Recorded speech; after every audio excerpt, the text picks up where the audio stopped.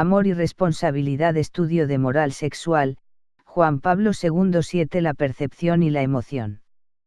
Se ha de comenzar este análisis por lo que constituye la partícula elemental de la vida psíquica del hombre, a saber, la percepción, y la emoción que de ella se deriva. Llamamos percepción a la reacción de los sentidos ante las excitaciones producidas por los objetos.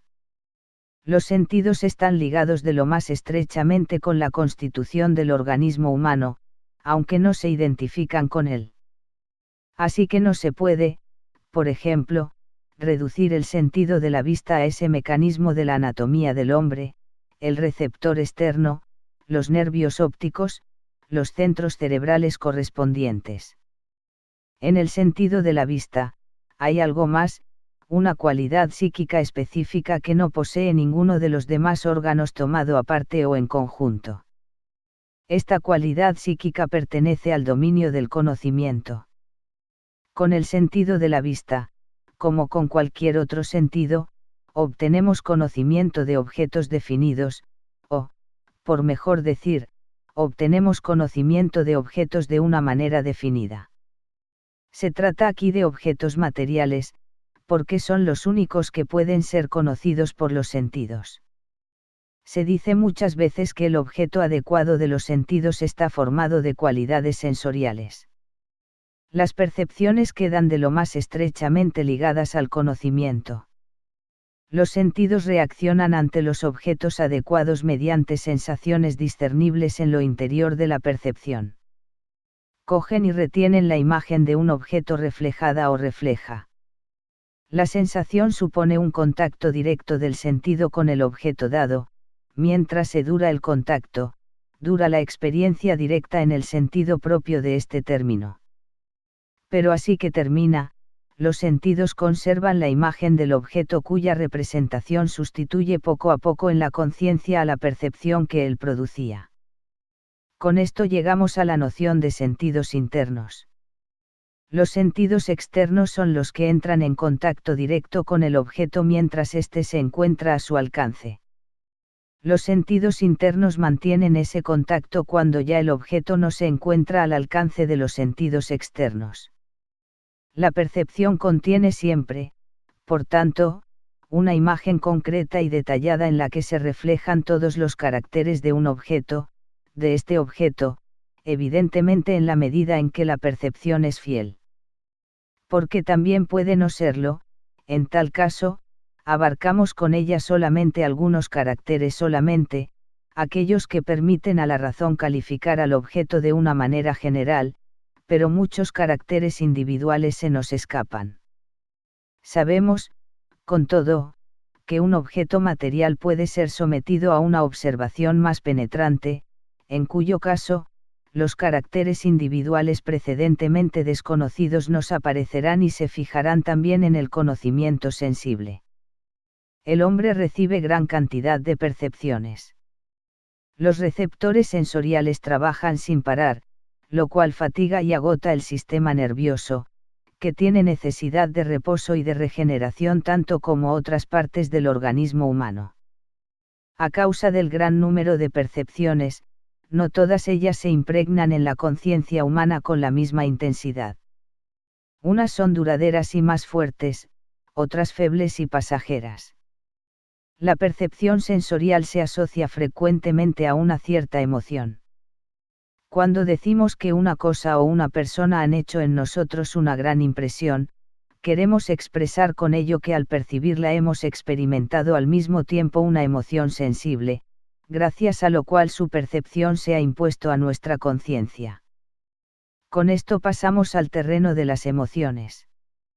La emoción es un fenómeno diferente de la percepción.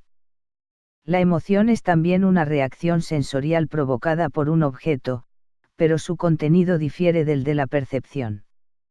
El contenido de esta es la imagen del objeto, mientras que en la emoción experimentamos uno de los valores del objeto. No olvidemos que los diferentes objetos que encontramos en nuestra experiencia sensorial inmediata, se imponen a nosotros no solamente por sus propiedades, sino también por sus valores. La percepción es la reacción ante las propiedades, la emoción, la reacción ante los valores.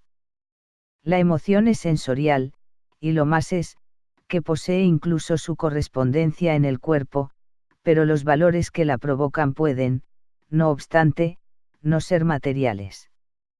Es sabido que las emociones son muchas veces provocadas por valores no materiales, espirituales.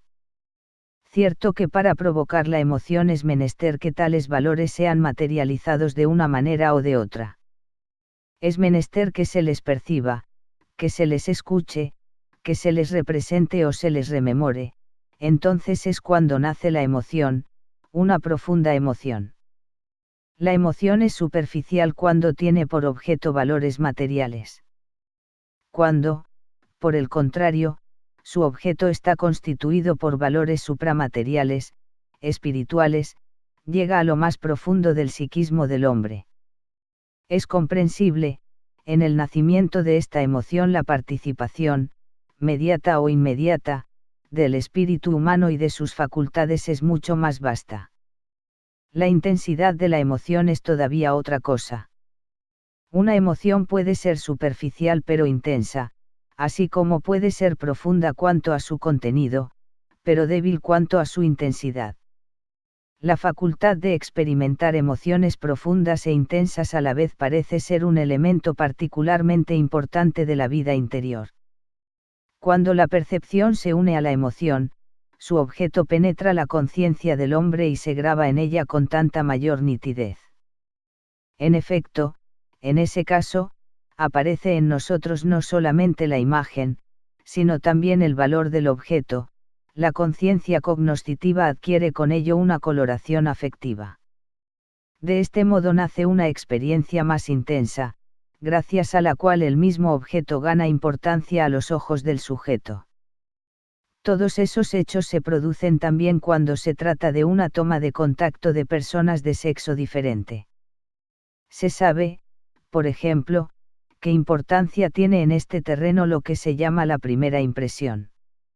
Sabemos cuán rica en significado es esta simple frase, ella ha hecho en él una gran impresión o él le ha causado a ella una gran impresión. Pero si el amor humano comienza por una impresión, o más exactamente por una percepción impresiva, si todo en él de una manera o de otra ha de apoyarse necesariamente en ella, incluso su contenido espiritual, es precisamente así gracias al hecho de que junto a la impresión está también la emoción que permite experimentar a la otra persona en cuanto valor, o por mejor decir, que permite a dos personas, al hombre y a la mujer, experimentarse recíprocamente como valores. Por esto nuestro análisis psicológico del amor se verá obligado, más adelante, a referirse constantemente a los valores.